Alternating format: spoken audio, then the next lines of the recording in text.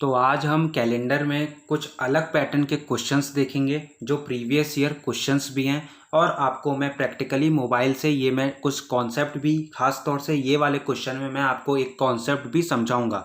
हालांकि हमने जो है ये कॉन्सेप्ट जो इस क्वेश्चन में लगेगा ऑलरेडी इस टॉपिक के अंदर जो चौथा वीडियो था हमारा उसमें आप जाके देखिएगा, वहाँ पर हमने कॉन्सेप्ट बहुत अच्छे तरीके से डिस्कस किया है। लेकिन मैं आज जो है फिर से एक अच्छे तरीके से एक नए तरीके से मैं आपको जो है ये वाला कॉन्सेप्ट समझाऊंगा। तो पहले हम ये वाला क्वेश्चन देखते हैं, ठीक है।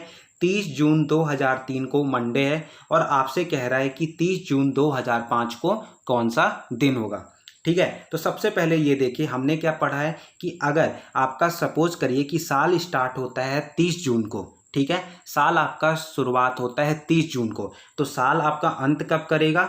29 जून को, अगले साल 29 जून 2004 को करेगा, ठीक है। अब उसके बाद आपको ये पता है कि 2003 तो ऑर्डिनरी ईयर है, लेकिन 2004 आपका जो है वो आपका लीप ईयर है। और हमें ये पता है, हमें ये जानकारी है कि अगर साल का पहला दिन आपका सपोज करिए कि यहाँ पर मंडे है, तो जो आपका लीप ईयर का जो साल का आखिरी दिन होगा उसका एक दिन बाद वाला दिन होता है, ठीक है। हमने क्या पढ़ा है लीप ईयर के अंदर कि लीप ईयर में अगर साल का पहला दिन सपोज करिए कि संडे है, तो आपका जो साल का जो आखिरी दिन होगा लीप ईयर में वो आपका संडे के एक दिन बाद वाला दिन होगा, यानी कि मंडे होगा जो आखिरी दिन होगा। तो यहाँ पर अगर 30 जून 2003 को मंडे है तो 29 जून 2004 को आपका कौन सा दिन होगा?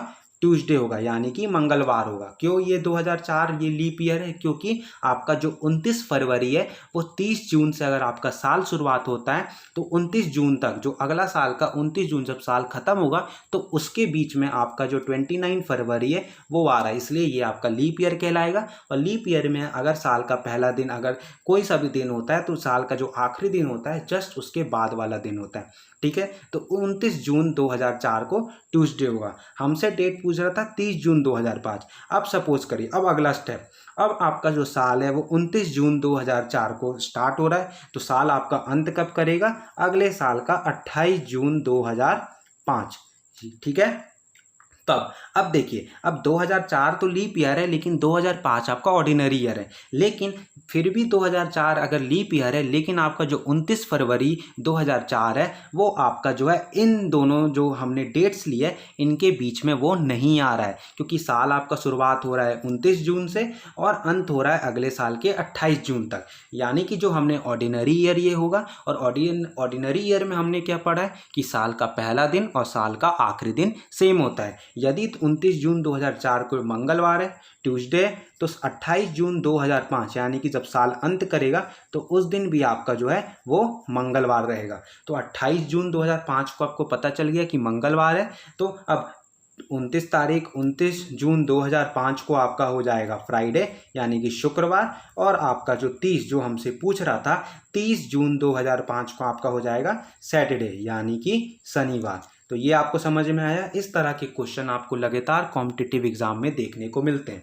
ठीक है। अब ये वाला क्वेश्चन जहाँ पर हमें, अब ये देखिए ये वाले क्वेश्चन जहाँ पर हमें एक डेट दे दी गई है और पीछे वाले साल की, अब आगे वाले साल के तो हमने पिछले वाले जो चौथा वीडियो था हमारा इस टॉपिक में वहाँ पर भी डिस्कस किया था, लेकिन पिछला वाला साल का हमें किसी डेट का दिन पूछा हो, ठीक है। अब आपका जो आप देखिए सबसे पहला जो क्वेश्चन सॉल्व करने का तरीका है, आपको जो है साल पहचानना। मैं बार बार कह रहा हूँ कि कैलेंडर में आपको सबसे पहले साल पहचानने की वो आपका लीप ईयर है या फिर ऑर्डिनरी ईयर है। तो 1995 और 1994 ये दोनों जो है दोनों के दोनों आपके ऑर्डिनरी ईयर हैं, लीप ईयर नहीं है, ठीक है। तो अब देखिए सपोज करिए कि 14 जुलाई 1995 को आपको शुक्रवार दिया और आपसे पूछ रहा है 30 मार्च 1994। अब देखिए, अब अगर मैं बोलता हूँ कि ये जो आपका साल है 15 जुलाई को जब ये स्टार्ट करेगा 1994 को, तो ये साल अंत कब करेगा? 14 जुलाई 1995 को, ठीक है। 15 जुलाई 1994 को साल स्टार्ट हुआ तो साल अंत होगा 14 जुलाई 1995 को, और 14 जुलाई 1995 को आपको कौन सा दिन दिया है? शुक्रवार दिया है। और हमने क्या पढ़ा है कि ऑर्डिनरी ईयर में साल का पहला दिन और साल का आखिरी दिन सेम होता है। यदि साल का आखिरी दिन फ्राइडे है तो साल का पहला दिन भी फ्राइडे होगा यानी कि शुक्रवार होगा, यानी कि हमें 15 जुलाई 1994 का जो हमें दिन था वो हमें पता चल गया, ठीक है।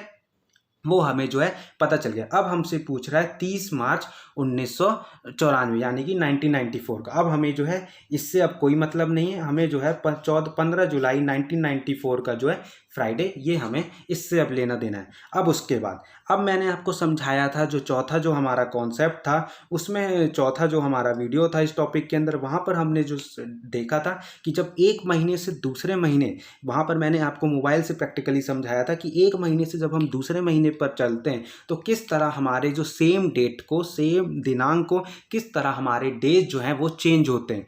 ठीक है, आप जाके वो वाला वीडियो समझिए अच्छे से। अब देखिए मैं यहाँ पर भी थोड़ा सा जो उसका एक ग्लिम्स है, एक तरह से ग्लिम्स है, वो मैं आपको जो है दे देता हूँ। अगर सपोज करिए कि 1 अक्टूबर है और 1 नवंबर लेते हैं, फिर उसके बाद 1 दिसंबर लेते हैं। ठीक है, आपको पता है कि अक्टूबर 31 का महीना है, नवंबर 30 का महीना है, दिसंबर फिर से 31 का महीना है। जब आप अब मैं पूछ रहा हूँ कि अगर 1 अक्टूबर को मंडे है सपोज कर लीजिए, और अब मैं आपसे पूछता हूँ कि 1 नवंबर को क्या होगा और 1 दिसंबर को क्या होगा। अब आपको पता है कि अक्टूबर जो है आपका 31 का महीना है। ठीक है, 31 का महीना है, तो आपका जो नवंबर होगा ये जो है 2 दिन बाद वाला दिन होगा, यानी कि मंडे से ट्यूसडे फिर वेडनेसडे, इसको आप स्किप कर दीजिएगा, तो 1 नवंबर को आपका थर्सडे होगा। ठीक है, अब उसके बाद 1 दिसंबर को क्या होगा, तो नवंबर 30 का महीना है, अक्टूबर 31 का महीना था, तब हमने 2 डेज को जो है स्किप किया। नवंबर आपका 30 का महीना है, तो आप जो है 1 डे को स्किप करेंगे, यानी कि आप फ्राइडे को स्किप कर दीजिए, तो यहाँ पे सैटरडे होगा। ये समझ में आया?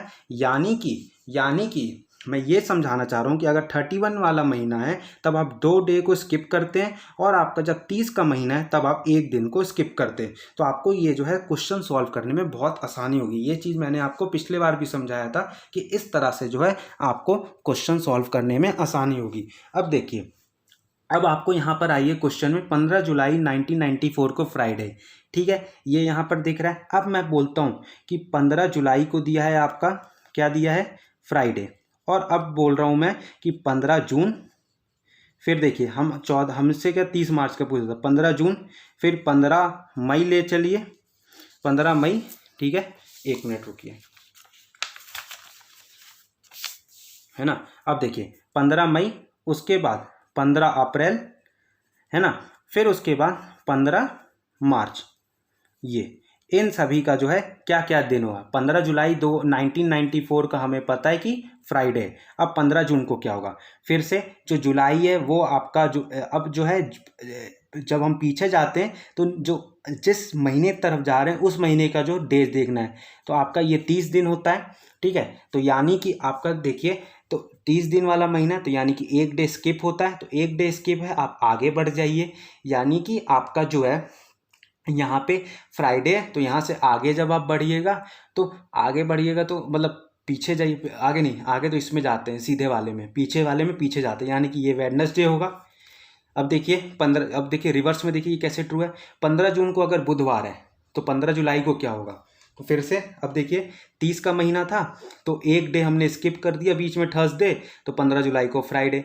अब मई जो है 31 का महीना है, 31 का महीना है, तो 2 दिन आप स्किप कर दीजिए, कौन कौन सा, ट्यूसडे, मंडे पीछे की ओर, तो यहाँ पे हो जाएगा संडे। कहानी समझ में आ रही है? फिर ये 30 का महीना है तो संडे, 1 डे आपने सैटरडे स्किप कर दिया, ये हो गया फ्राइडे। ठीक है, अब देखिए, अब उसके बाद 15 मार्च को क्या है, मार्च 31 का महीना है, 2 डे स्किप कर दिए, थर्सडे और वेडनेसडे, तो ये आपका हो गया ट्यूसडे, ये आपका हो गया ट्यूसडे। ठीक है, यहाँ तक क्लियर है। और हमसे क्या पूछ रहा था, हमसे पूछ रहा है यहाँ पे आपको जो है 30 मार्च 1994, यानी कि आपसे पूछ रहा है कि 30 मार्च 1994 को कौन सा दिन होगा। 15 मार्च का आपको पता है कि ट्यूसडे है, तो आपको पता है 15 + 7 22, और 22 + 7 29, यानी कि 29 मार्च को भी आपका जो है वो ट्यूसडे होगा। 29 मार्च को भी आपका जो है वो ट्यूसडे होगा। तो उसके बाद 30 मार्च को क्या होगा, 30 मार्च को आपका जो है वेडनेसडे होगा। ये आपका जो है सही आंसर होगा। अब देखिए इसमें जो एक और शॉर्ट ट्रिक है कि आपको मैंने क्या पढ़ाया है कि जुलाई और अप्रैल का जो महीना है वो सेम होता है। ऑर्डिनरी ईयर में आपका जो जुलाई और अप्रैल का महीना सेम होता है, तो 15 जुलाई को फ्राइडे तो डायरेक्ट आप निकाल सकते हैं यहाँ से, ये भी आपको करने की ज़रूरत नहीं है। 15 अप्रैल को भी फ्राइडे ही होगा, ये देखिए ये आप डायरेक्ट, इसलिए मैं बोल रहा हूँ बार बार कॉन्सेप्ट पर ध्यान दीजिए। कॉन्सेप्ट क्लियर रहेगा तो आपको एक एक चीज़ बनेगा। फिर वहाँ से आपको पता है कि मार्च 31 का महीना है, पीछे की तरफ आपने कौन से 2 डेज स्किप कर दिए, वेडनेसडे और थर्सडे, 2 को स्किप किए, ट्यूसडे। 15 मार्च का पता चल गया। अब 30 मार्च का आपको पता करना है। आपको पता है कि हर 7 दिन में जो डेज है वो रिपीट होते हैं, तो 15 + 7 22, यानी कि 22 मार्च को भी ट्यूसडे होगा, 29 मार्च को भी ट्यूसडे होगा, और फिर 30 को क्या हो जाएगा, जस्ट एक दिन बाद वेडनेसडे। तो ऐसे क्वेश्चन भी आपको एग्जाम में लगातार देखने को मिलते हैं। इसलिए मैं आपसे बोलूँगा कि ये पैटर्न आप लिख के ले लीजिए, तो आप मतलब कि आप ये यहाँ पर लिख लीजिए और फिर इसको क्वेश्चन सॉल्व करने का ट्राई करिएगा। अगर नहीं बनता है, फिर से मैं बार बार बोलता हूँ कि कभी आपके अंदर कंफ्यूज जो है वो नहीं रहना चाहिए। आपको जरा सा भी कंफ्यूज है, आप कमेंट करके बताइए, मैं फिर से आपको वहाँ पर समझाऊंगा, लेकिन अपने अंदर जरा सा भी कॉन्सेप्ट में कंफ्यूज मत होइएगा, ठीक है। तो वीडियो को लाइक करिए, चैनल को सब्सक्राइब करिए और दोस्तों में भी इस चैनल को शेयर करिए।